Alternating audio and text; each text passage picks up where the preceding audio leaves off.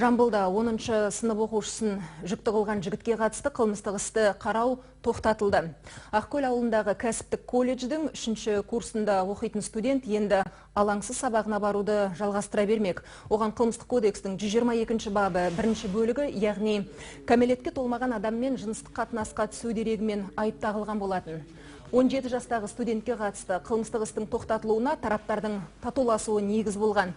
Яғни жүкті болған қыздың ата-анасы жігітке қатысты ешқандай айып тақпайтынын айтып полицияға арыз түсірген.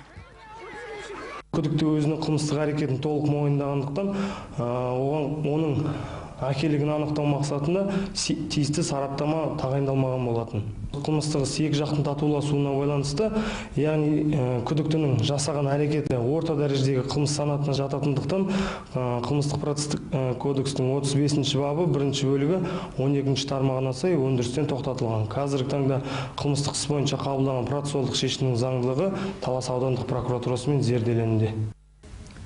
Еске салайық, жантүршігерлік оқиға биыл 13-ші қаңтар күні Тарас Ақкөл Саудакент тас жолында болған еді. Талас ауданы Шарал ауылының 16 жастағы тұрғыны Тараз қаласына өгей анасымен бара жатып көлік ішінде босанып қалған. Полицейлердің айтуынша, бой жеткеннің шешесі шақалақты автокөліктің терезесінен лақтырып жіберген. Сәбидің бас сүйегісіні бірден бақилық болған еді.